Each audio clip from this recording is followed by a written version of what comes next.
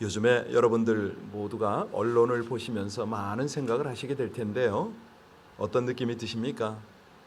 정보를 전달하고 신속하게 상황을 알리는 것은 너무너무 귀중한 언론의 역할인데, 문제는 이 사람들의 그 지필진 기자들의 또 이 편집인들의 시각이 너무 제한적이라서 안타까울 때가 참 많습니다. 적어도 어떤 이 세계관은 하나 좀 뚜렷했으면 좋겠는데, 우리처럼 하나님의 눈으로 보는 건 아니잖아요. 그래서 여러분들 그 언론의 말을 다 들을 필요는 없는 것 같아요. 정보는 좀 취하고, 그러나 우리는 하나님이 주시는 어떤 그런 영감을 가지고, 영성을 가지고 상황 판단을 할 필요가 있습니다.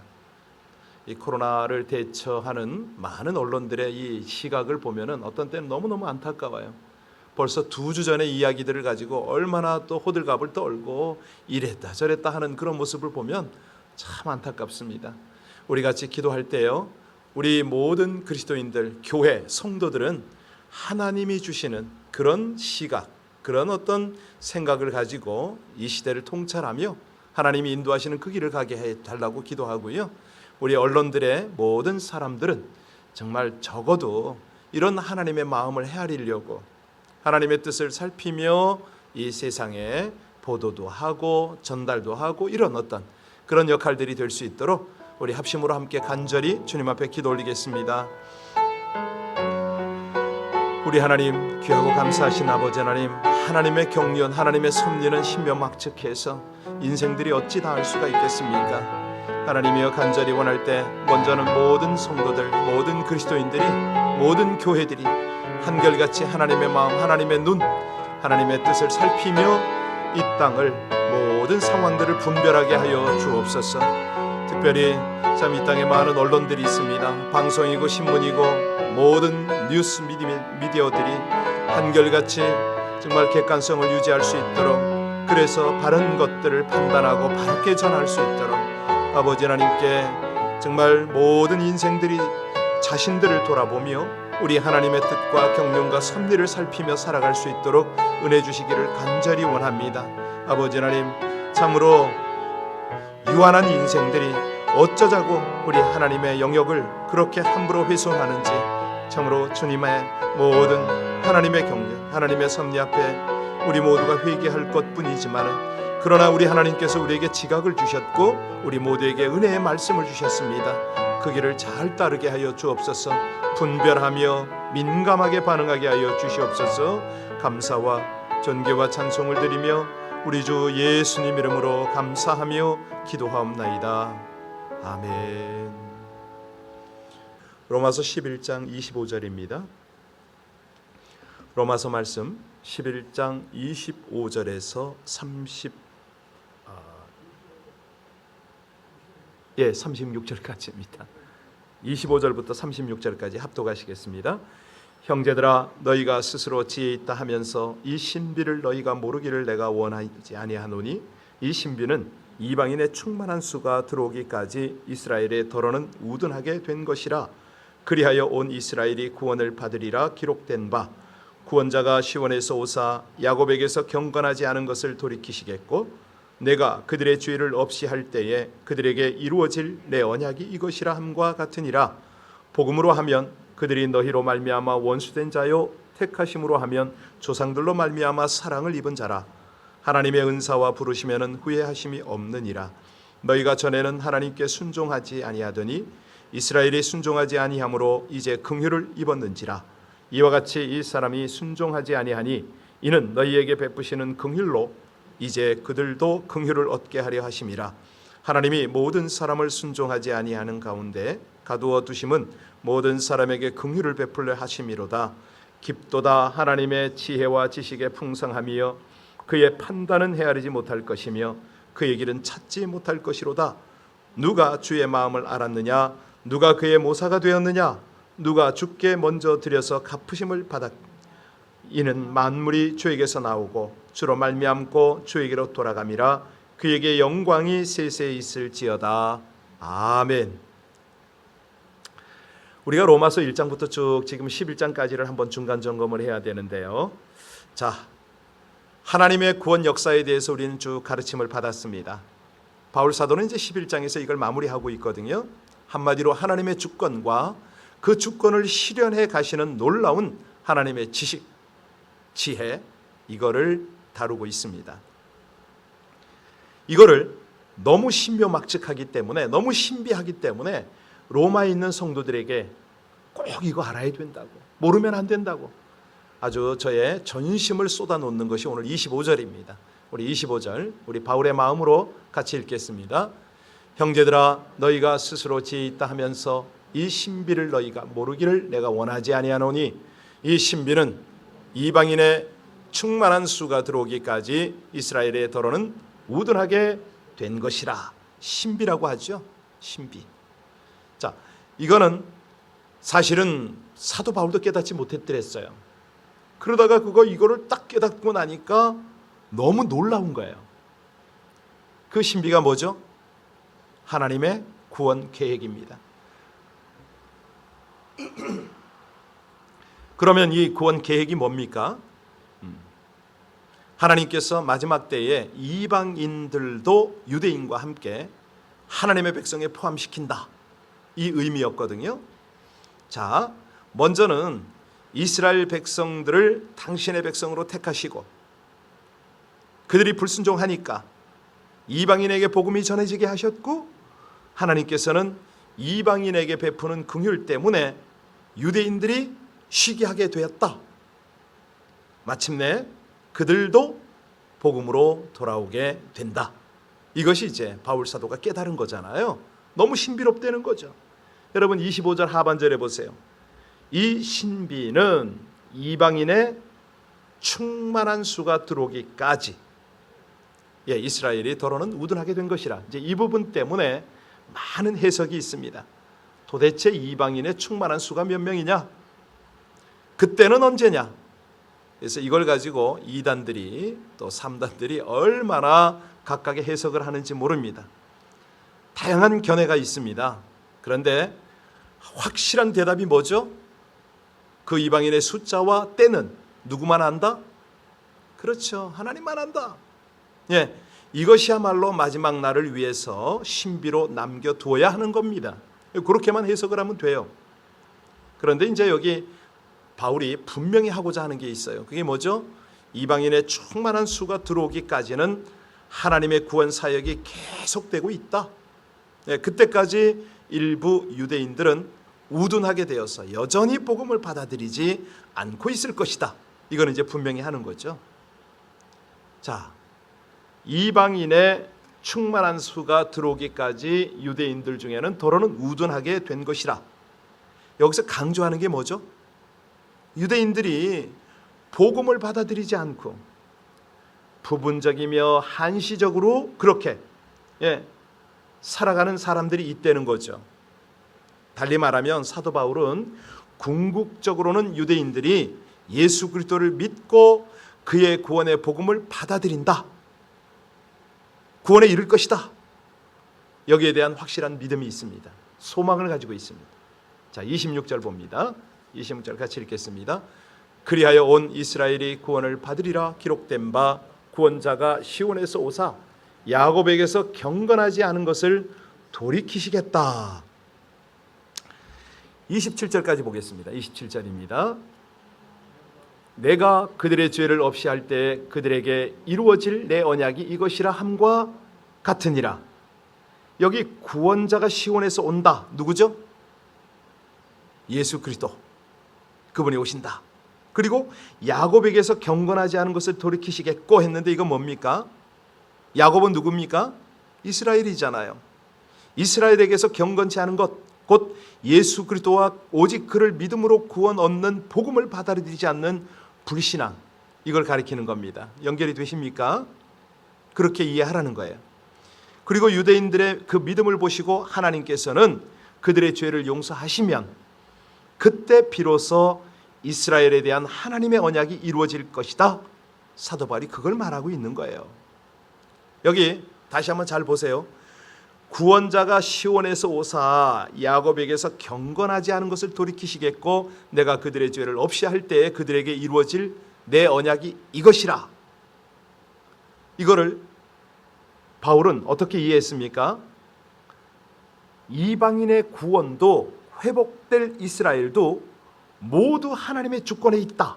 이걸 이제 강조하는 거잖아요. 이걸 우리에게 적용하면요, 우리 인생에게 가장 중요한 것이 뭐라고요? 하나님의 주권이라는 거죠. 그러니까 나의 어떤 결정과 방향과 이 모든 관계는 한결같이 하나님의 주권에 달려 있다. 다른 말로 하면 뭡니까? 사람 의지하지 말아라. 세상 방백은 돕지 못한다. 오직 하나님만 의지하라. 이런 뜻 아니에요? 그러니까 매일의 삶에서 우리에게 맡겨진 일에 최선을 다해야죠. 그런데 우리가 최선을 다하는 것보다 더 중요한 건 뭐죠? 하나님의 주권이라는 겁니다. 중요한 문제에 대해서 신중하게 생각하고 계획을 잘 할 필요가 있습니다. 그런데 그거에 앞서서 할 일이 뭐라고요? 하나님의 주권을 인정하라. 그것을 정직하게 나를 살펴라. 내가 진짜 하나님의 주권을 인정하고 가는 거냐, 이걸 살펴보려는 거예요. 하나님의 주권을 인정하며 그분의 뜻이 무엇인가, 이거를 먼저 찾아라. 왜냐하면 그 과정을 통해서 하나님이 주인임을 우리 인정해 드리는 거거든요. 그거예요. 하나님이 원하시는 게 그거예요.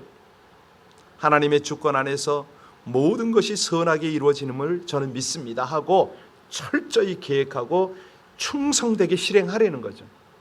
그것이 너의 바른 믿음이다. 자, 28절로 32절을 보면요, 그런 말씀이 있어요. 바울은 이제 유대인들이 복음으로 원수된 자다, 이런 말을 하잖아요. 28절 같이 읽겠습니다. 복음으로 하면 그들이 너희로 말미암아 원수된 자요, 택하심으로 하면 조상들로 말미암아 사랑을 입은 자라. 사실 하나님의 역사로 보면 그들이 언제 구원을 받았죠? 족장 시대. 제가 몇 번 말씀드려서 아시죠? 구약이나 신약에는 크게는 400년 주기로 끊어본다고 말씀드렸습니다. 그 첫 번째 주기가 족장 시대거든요. 그래서 그 족장 시대에 하나님께 부름을 받았어요. 자, 그런데 이제는 죄로 죽을 수밖에 없는 이방인을 하나님이 긍휼히 여기사 구원의 길을 여셨잖아요. 하나님의 때가 되면 하나님은 이스라엘을 또 긍휼히 여기셔요. 그래서 그들을 구원받게 하실 겁니다. 이 긍휼의 하나님이 열방과 모든 민족을 불쌍히 여기시고 구원의 길을 여신다. 그거 아니겠어요? 28절이 잘 보세요. 여기서 사도 바울은 유대인을 두 가지 관점에서 바라봐야 한다고 강조를 합니다. 복음의 관점에서 바라보고요.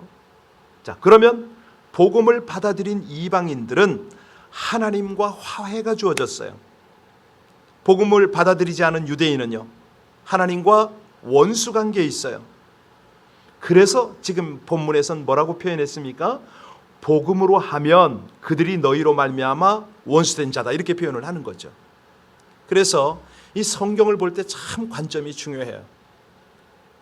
그래서 여러분들에게 제가 자신 있게 말씀드리는 거는, 저는 예전에는 제 그 신앙생활을 할 때, 평신도 때는 주로 목사님들의 설교 또 가르침을 받아서 구속사적 관점으로만 봤습니다. 그런데 지금은 하나님께서 선교적 관점으로 보도록 이 성경을 열어주셔요.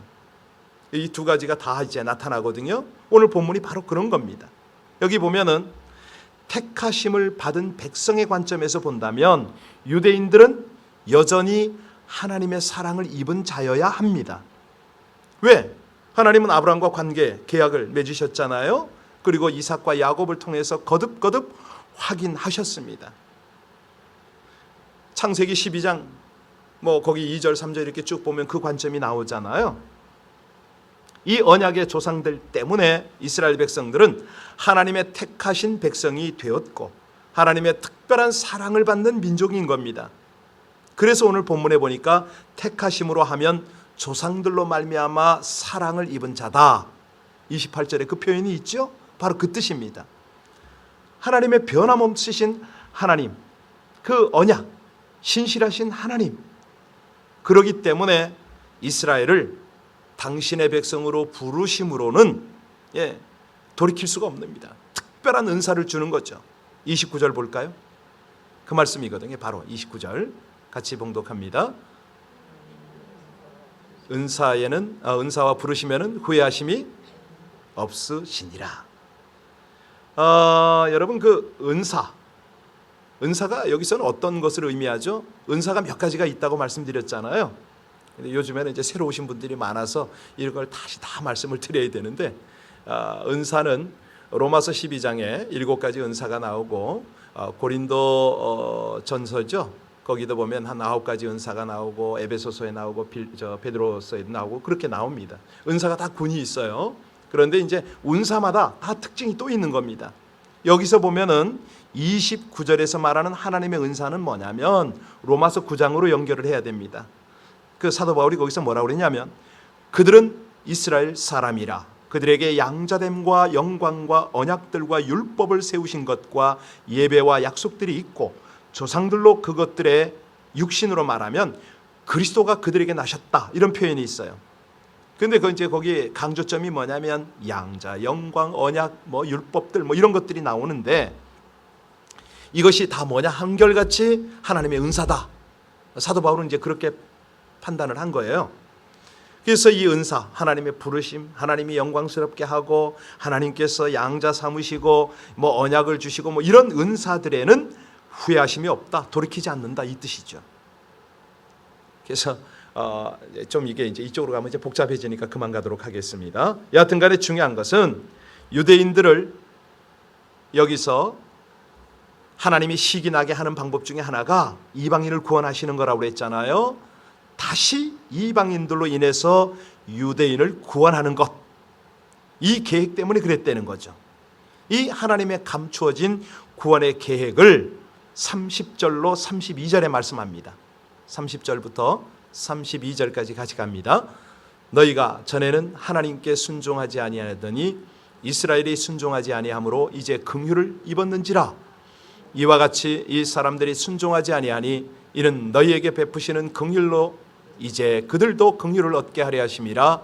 하나님이 모든 사람을 순종하지 아니하는 가운데 거두어 두심은 모든 사람에게 긍휼을 베풀려 하심이로다. 여러분, 여기 마지막으로 집중적으로 반복하고 강조하는 단어가 뭐죠? 긍휼, 맞아요. 잘 찾으셨습니다. 먼저는 하나님께서 이스라엘을 택하시면서 베푸신 긍휼입니다. 그 다음에는 이스라엘이 순종하지 않으니까 이방인에게 베푸신 긍휼이에요. 그리고 이방인에게 베푸신 긍휼로 인해서 다시 유대인에게 긍휼을 베푼다. 이해 다 되셨죠? 아주 중요한 내용입니다. 주님이 우리에게 맡기신 사람들을 위해서 끝까지 인내하고 기다리고 주님께로 인도하도록 하는 이 방법입니다. 하나님은요, 한번 사람을 택하시면 그 사람을 버린다, 안 버린다? 예, 그렇습니다. 버리지 않으십니다. 방황하고 죄를 지어도 기다리십니다. 회개하고 돌아올 수 있는 기회를 또 주세요. 이런 하나님을 마음에 새기고 하나님이 우리에게 맡긴 것을 너무 쉽게 포기하면 안 된다는 거죠. 우리가 돌보는 사람, 우리가 전도하려는 사람, 그들을 하나님이 기다리는지 우린 모르잖아요. 우린 몰라요. 자, 그럴 때는 어떻게 하면 되느냐? 하나님께 맡기는 거죠. 인내하고 끝까지 기다리는 거죠. 사랑으로 품어내는 거죠. 그럴 때 하나님이 역사하세요. 어떤 때요? 사람들이 목사들에게 부탁하는 말이 많습니다. 목사님, 저 사람 저렇게 행동하는데 가만히 둡니까? 한마디 좀 하세요. 해야 됩니다. 그런데 이걸 잘못하면 삐져서 또 도망가 버리네. 차라리 서서히 기도하고 참고 말씀으로 교훈을 하는 게 나은 건지, 그죠? 한마디 야단쳐서 그냥 내치는 게 옳은 건지. 아니, 예수님도 가롯 유다를 그렇게 끝까지 끌어안고 가셨는데 어떻게 하는 게 옳은 건지 여러분들이 오늘 말씀을 통해서 다 깨달을 수가 있으실 거라고 봅니다. 자, 이제 마지막 33절로 36절에 보면 이 모든 것이 하나님의 깊고 깊은 지혜 아니냐? 우리 인생들이 어찌 하나님의 지혜를 측량하려고 하느냐? 그 내용입니다. 우리 33절부터 마지막 절까지 같이 봉독합니다. 깊도다 하나님의 지혜와 지식의 풍성함이요 그의 판단은 헤아리지 못할 것이며 그의 길은 찾지 못할 것이로다. 누가 주의 마음을 알았느냐? 누가 그의 모사가 되었느냐? 누가 주께 먼저 드려서 갚으심을 받았겠느냐? 이는 만물이 주에게서 나오고 주로 말미암고 주에게로 돌아감이라. 그에게 영광이 세세 있을지어다. 아멘. 그러니까 하나님의 이 구속사를 우리 바울이 얼마나 찬양하고 있습니까? 하나님의 지혜와 지식의 풍성함은 인간이 감히 헤아릴 수가 없다. 누구도 하나님의 길을 찾을 수가 없으며 그분의 마음을 다 알 수가 없다는 거죠. 인류 역사, 우주의 모든 것이 하나님의 뜻과 계획을 따라 진행되기 때문에 바울이 너무 멋있게 고백하지 않아요? 만물이 어디에서 나왔다? 예, 누구로 말미암고 누구에게로 돌아간다? 예, 바로 이겁니다. 그러니까 하나님께 영광이 있을 수밖에 없는 거죠. 우리 삶에 깊고 풍요로운 하나님의 지식과 지혜가 필요하지 않겠습니까? 그러니까 우리가 무슨 일을 할 때는요, 뭐 여지없이 저부터도 그렇습니다. 사람이 나옵니다. 제 경험, 제 감각, 제 생각, 이걸 가지고 일을 펼치려고 합니다. 그런데 오늘 본문에서는 다시 말씀하십니다. 우리에게 가장 필요한 것은 뭐죠? 우리의 한계를 초월하고 우리를 최선의 길로 인도하시는 하나님의 지식과 지혜라는 거 아닙니까? 이거는 개인뿐만 아니라 공동체에 필요하다. 예, 공동체에 세워진 리더들은 바로 이 하나님의 지혜, 하나님의 길을 구하기 위해서 최선을 다하라 이 말이 있거든요. 여러분들은 각 가정의 지금 지도자들 아닙니까?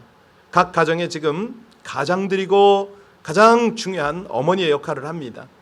그러면 그때 해야 될 일이 뭐라고요? 새벽 제단 쌓고 말씀 묵상하고 하나님의 길을 구하고 이거거든요. 그 길을 따라가려는 거죠. 얼마나 많은 이제 우리가 조언을 해야 되잖아요. 뭐 자녀들하고 대화하고 이럴 때.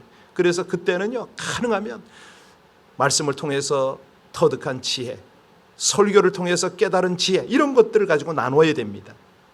자, 36절 다시 한번 보고 우리 맞춰야겠는데요. 우리 36절 너무 중요하니까 다시 한번 36절 읽습니다. 이는 만물이 주에게서 나오고 주로 말미암고 주에게로 돌아감이라.